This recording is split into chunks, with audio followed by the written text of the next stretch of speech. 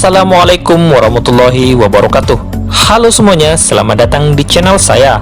Bagi teman-teman yang baru bergabung di channel ini, boleh dong minta dukungannya dengan mengklik tombol subscribe. Jika sudah, saya ucapkan terima kasih.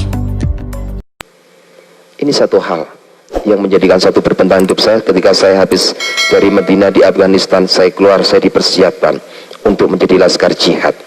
Ya, sebelum saya menjadi laskar jihad, saya benar-benar dibentuk.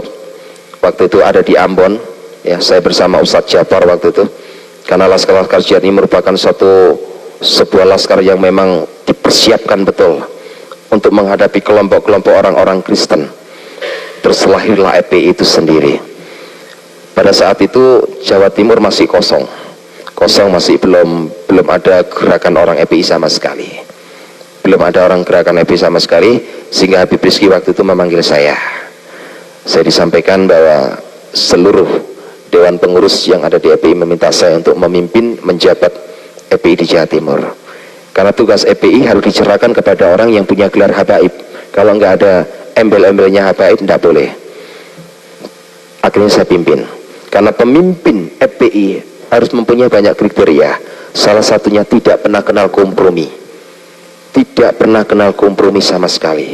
Bengis, licik, picik. Itu sudah saya program. Pada tanggal 10 Januari pada tahun 2004 ketika saya diangkat menjadi ketua EPI di Jawa Timur ini, saya sudah persiapkan begitu detailnya. Tugas saya hanya satu, hancurkan kelompok kristenisasi di Indonesia. Dan saya akan hadapi setiap gerakan-gerakan orang-orang Kristen di Indonesia. Siapapun juga dia, saya akan hadapi. Dan rencana jahat saya ini sudah mulai saya timbulkan program untuk membuat satu kekacauan, untuk membuat satu pengeboman, untuk membuat satu ini dan itu. Saya meminta data pada kasus tahun 96 di Surabaya. Saya sudah diberikan data lengkap. Dan saya sudah punya nama daftar nama-nama gereja yang sudah saya persiapkan untuk saya sikat habis. Saya sudah siapkan, rapatkan barisan, saya siap kontak di Sukun. Kebetulan markas saya ada di Malang, di Sukun, ya, 500 meter dari Sekolah Alkitab Nusantara. Itu markas besar saya, sampai sekarang tetap berdiri teguh. Mereka setiap hari Kamis kumpul, selalu pakai jubah, pakai celana 3/4. Banyak itu dalam kepimpinan saya. Sekarang dipimpin oleh Ustadz Kusnul, ya. Satu kepimpinan saya persiapkan. Tapi apa yang terjadi? 2004 adalah tahun persiapan saya untuk menghancurkan orang-orang Kristen. Saya nggak mengerti mengapa saya benci kepada orang Kristen. Saya tidak mengerti. Hanya saya ditanamkan oleh guru saya bahwa orang Kristen itu kafir. Walan terdoangkal Yahudi wala Nasoro. Wong Yahudi ku nggak ubah kalau babi. Wong Kristen itu nggak ubah seperti anjing. Dia adalah haram. Penanaman itu tertanam dalam hati saya, sehingga saya katakan orang Kristen ini memang orang pembuat kerusuhan. Kebencian saya semakin mendalam. Saya persiapkan betul. Nah, kebetulan saya sendiri terlibat dalam Dewan Pengurus sebagai penasihat paguyuban paranormal. Nah, waktu itu Ki Joko Bodo sempat dibayar saya, Habib, boleh nggak saya meminta sesuatu untuk mendampingi saya untuk melacak golean Kencono bersama beberapa teman paranormal. Akhirnya saya iakan, ya. Memang saya secara pribadi mengenal dunia gaib itu bukan belajar dari turunan. Jadi saya usia 4 tahun itu saya sudah bisa melihat, oh di situ itu ada ini dan itu. Sehingga ketika Latifi membuka satu peran tim pemburu hantu, kami terlibat di dalamnya untuk menjadi tim pemburu hantu di sana, ya. Mungkin yang sering kali lihat Latifi tidak akan asing karena rambut saya waktu itu masih panjang, ya. Tapi sekarang seringkali di siaran tayang, di siaran tunda ulang, terus itu terjadi di LaTV. Saya nggak tahu apa motivasinya, tapi saya biarkan aja. Saya merasa juga nggak dirugikan dalam hal itu. Satu masalah yang sangat terpenting waktu itu, tepat pada tanggal 29 Maret, saya bersama rekan-rekan untuk mengambil golean Kencono itu. Ya, apa yang terjadi?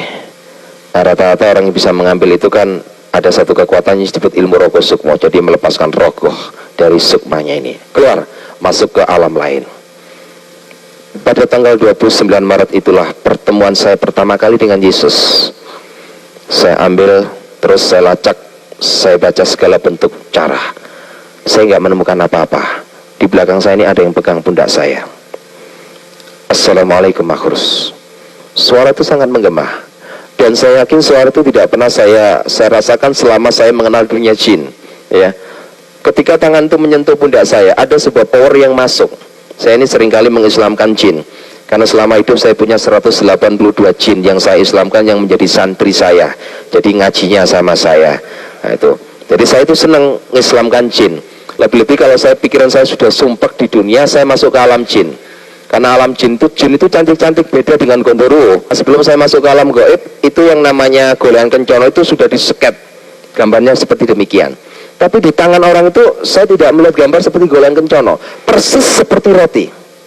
Ya, saya malah berpikir bukan itu yang saya cari. Dia tetap ngomong ambil ini, dia tetap ngotot. Saya hanya melihat tangan waktu itu, tangan dan suara. Tangannya ini penuh dengan sinar yang saya tidak bisa lukiskan. Saya tidak bisa menerima itu, karena saya nggak bisa menerima waktu habis. Orang Rogo Sukmo ini ada sebuah waktu. Kalau waktunya habis, dia tidak kembali ke tubuh jasadnya, ini tubuhnya akan hancur.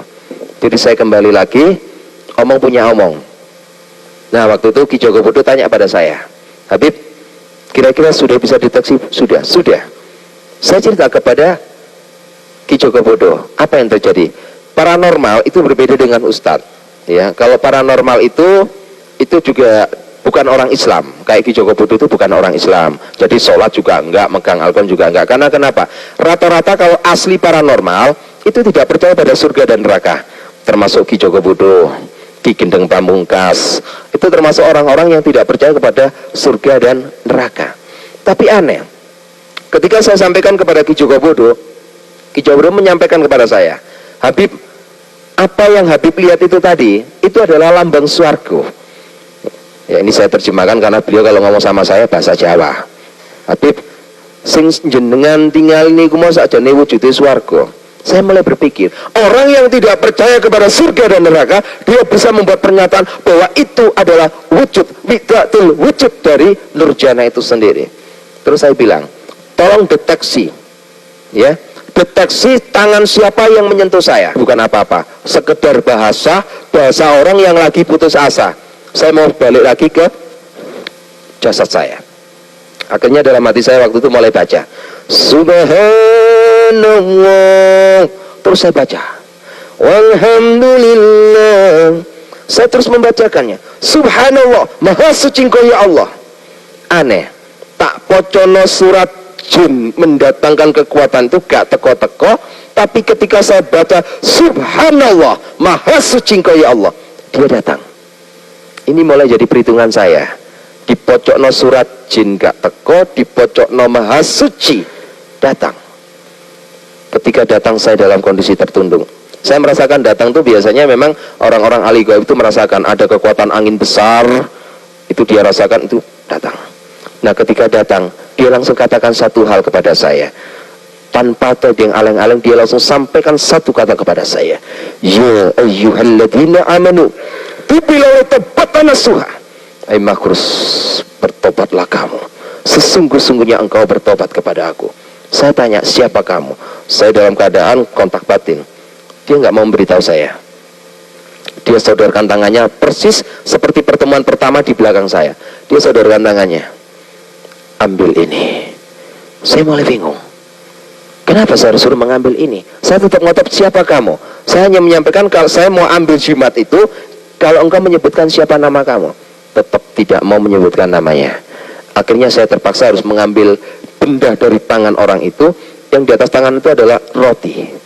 Ketika saya ambil, apa yang terjadi? Roti itu hilang dari tangan saya, masuk dalam seluruh organ tubuh saya. Ada hal yang sangat aneh. Saya merasa 43 tahun saya pikul beban berat. Ketika saya ambil roti dari tangan itu, beban berat ini hilang.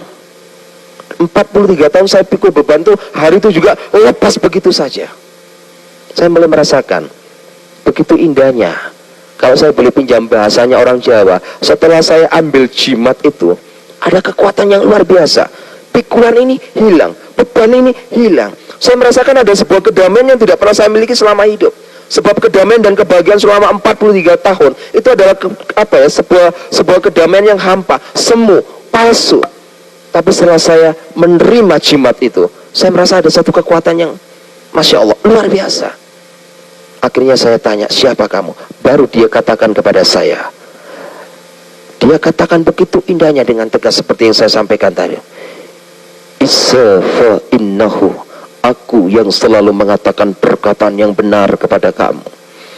Roh Allah, aku adalah roh Allah itu sendiri. Wa khalimatu, aku adalah firman yang hidup. Saya tersujud tersungkur kepadanya. Dia dekati saya masih ingat waktu itu. Dia dekati saya, dia katakan pada saya, aku akan utus kamu seperti domba di tengah-tengah serigala. Ada satu hal yang membuat saya marah. Saya mempunyai satu sifat pribadi yang jelek. Kalau saya lagi marah sama orang, saya langsung tatap wajah orang itu, tidak peduli siapapun juga dia. Dan ketika orang itu ngomong pada saya, aku utus kamu seperti anak domba di tengah-tengah serigala, saya marah. Marah saya itu begini, orang ini seperti balas dendam kepada saya. Mungkin selama hidup saya jahat kepada umatnya, dia balas dendam. Buktinya apa? Buktinya dia pura-pura datang kepada saya diutus seperti anak domba di tengah-tengah serigala. Coba jenengan saged pikiraken, lek ono anake wedhus ditekek nangoni tengah-tengah serigala, niku pasti mati. Pikiran saya waktu itu juga gitu. Ini berarti balas dendam. Orang ini mau membunuh saya. Maksud saya itu jangan dijadikan saya sebagai anak domba. Jadikan saya sebagai harimau, serigala, ataupun apapun yang saya siap hadapi serigala. Maksud saya itu begitu. Tetap dia katakan, aku mengutus kamu seperti anak domba di tengah-tengah serigala. Saya katakan, Tuhan, hati saya ini keras, Tuhan. Tapi Tuhan katakan dalam Yeskiel 36 ayat 26 jelas di sana kata, aku akan memberikan roh yang baru kepadamu. Aku akan memberikan hati yang baru kepadamu, hati yang taat, dan menjauhkan kamu dari hati yang keras. Saya mulai adem ayem marah hati saya. Mulai saya berpikir, terima kasih Tuhan. Saya mulai berpikir lagi, apa yang harus aku lakukan untuk menjalani sebuah kehidupan ini. Saya mulai berpikir, kita memang harus seperti anak domba. Anak domba di tengah-tengah serigala. Kita persiapkan hidup kita untuk menjadi laskar-laskar Kristus. Sehingga apa yang menjadi kejahatan saya, yang sudah saya program pada tahun 2004, Tuhan fatalkan. Akhirnya saya mau ambil keputusan, ikut Yesus. Apa yang terjadi? Saya tidak bisa diterima oleh istri sama 5 anak saya. Saya mulai datang door to door dari gereja ke gereja, meminta pandangan pendapat dari pendeta-pendeta. Setiap gereja yang saya masuki, isinya hanya satu, syudon. Tidak ada satupun gereja yang nggak syudon kepada saya. Nggak ada yang gereja kusnudon sama saya. Semuanya itu syudon. Ya. Satu pencurigaan yang berkelebihan. Nggak mungkin ada orang FPI bertobat. Ini pura-pura mau menghancurkan orang Kristen dengan cara begini. Hati kecil saya mulai berbicara, lek menghancurkan orang Kristen saya nggak perlu berpura-pura, langsung saya datangi walaupun di siang bolong. Itu sifat saya. Saya bukan seseorang yang harus mendatangi orang di malam hari. Siang bolong pun tidak perlu Anda datang di tempat saya yang akan datang di tempat Anda. Jadi hati saya waktu itu menangis. Berangkat kemana-mana ditolak, pulang di rumah istri saya cemberut saja. Coba bisa kita bayangkan, suami teko pegel-pegel, bojo cemberut, isine mangkel. Saya doa sama Tuhan, Tuhan Yesus, kalau Engkau memang memanggil hambamu menjadi hamba yang benar, nyatakan kuasamu Tuhan. Aku tidak perlu mendoakan oknum-oknum pendeta yang menolak aku, biarlah itu adalah hakmu Tuhan. Tapi aku berdoa untuk istri sama 5 anakku. Nyatakan, kalau Engkau memang memanggil aku, nyatakan kuasamu, Engkau akan memanggil istri sama 5 anakku. Tuhan buktikan. Walaupun saya terus datang pada istri sama, akhirnya istri dan anak-anak saya bisa terima Yesus. Walaupun melalui proses yang begitu panjang. Akhirnya saya tawari dibaptis. Baptis saya, istri sama 2 anak saya berangkat dibaptis. Ketika saya pulang dari baptisan, apa yang terjadi? Pikiran istri saya, orang habis dibaptis itu ada damai, ada berkat, ada begini. Namanya orang masih awam. Apa yang terjadi? Rumah sudah hancur. Dihancurkan oleh orang-orang FPI. 3 anak saya masih kecil-kecil sampai dempis di lemari. BRT sama RW tidak bisa berbuat apa-apa. Karena pasukan FPI hampir 2 truk turun lapangan. Rumah saya diobrak-abrik. Saya berlutut di hadapan Tuhan. Hampir 3 bulan saya mengalami peperangan. Setiap pagi saya harus kerja bakti. Sebab di depan rumah itu dibuang kotoran manusia. Setiap pagi saya bersama istri anak-anak saya kerja bakti. Terima kasih Tuhan. Akhirnya keluarga besar saya dari Bangkir memberikan satu dalden. Hari ini engkau keluar dari rumah itu tanpa membawa apa, atau kamu kembali kepada habitatmu. Kalau tidak, out, keluar. Tepat jam 11 malam, tidak ada negosiasi lagi. Saya bersama istri sama 5 anak saya keluar dari rumah Tanah Merah dengan sebuah tangisan. Tuhan, inikah jawabanmu? Saya nangis. Akhirnya saya dihadang oleh beberapa hamba Tuhan. Malam itu juga saya langsung ditaruh di sebuah rumah. Banyak hamba Tuhan menawarkan saya, Bapak berangkat dulu saja supaya lebih aman Pak. Ada yang sembunyi dulu Pak, lebih aman Pak. Saya berdoa pada Tuhan, Tuhan kemana engkau taruh aku Tuhan? Apa kata Tuhan? Kamu jangan kemana-mana Markus, tetap di Surabaya, sebab akulah Tuhanmu.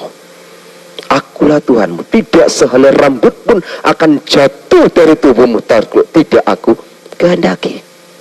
Saya buktikan itu. Setelah saya pindah dari Tanah Merah ke Sitoyoso, saya jalani hidup bersama istri sama. Walaupun terus intimidasi, teror terus terjadi, tapi apa yang saya lakukan? Saya mulai berkembang, merapatkan barisan dengan salah satu organisasi, ya, bukan organisasi gereja ini, sebuah paguyuban. Saya buka satu pemuritan Islam Muluki di sana, jaring jiwa. Mulai dari Rungkut Mapan Tengah, saya buka di Wiyung, saya buka lagi di Margomulyo. Ya, yang terakhir ini saya buka di Margomulyo, sungguh luar biasa.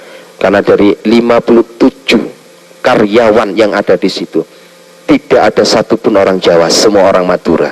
3 orang bertobat, yang lainnya masih mau mendengar. Ini sudah rasa syukur. Saya lebarkan sayap sampai ke Jombang. Dan tugas saya sekarang melayani dia. Walaupun sekarang saya menghadapi intimidasi, tekanan apapun. Lantas bagaimana peran kita kenyataan yang terjadi saat ini? Jangan takut. Awal pertama perjanjian baru dibuka dengan kata-kata jangan takut. Apapun yang dibuat oleh Amrosi Imam Samudra dibenarkan menurut hukum Alkitab. Karena apapun yang dibuat oleh Amrosi Imam Samudra, Abu Bakar Basir dan semua orang-orangnya, ini sudah diramal. Kalau kita kembali pada Yohanes 16 ayat 2, jelas di sana dikatakan, kamu akan dikucilkan. Dan setiap orang yang membunuh kamu menganggap dirinya berbakti kepada Allahnya. Ngerampok, membunuh, ngebom, ini dianggap berbakti kepada Allahnya. Membunuh berteriak Allahu Akbar, ngebom tetap berteriak Allahu Akbar. Ini sudah ditulis dalam Yohanes 16 ayat 2. Tapi ada satu masalah Tuhan Yesus pesankan, ada domba dari kandang lain yang harus aku tuntun juga. Ini permasalahannya. Haruskah kita membenci? Tidak. Apapun yang mereka berbuat, tidak ada kebencian dalam hati kita.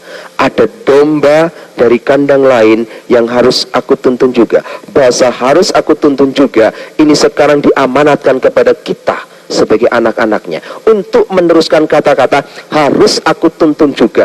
Domba dari kandang lain, berarti di luar orang-orang Kristen. Itu bisa Buddha, itu bisa Hindu, bisa Konghucu, bisa juga orang-orang Islam sendiri. Ini adalah tugas kita, mengemban tugas amanat agung Tuhan Yesus Kristus. Yang jelas bagaimana saat ini kita bisa mengantisipasi situasi orang-orang FPI. Peran apa yang harus dia lakukan? Peran FPI hanya satu, mendirikan dan menegakkan syariat Islam di Indonesia.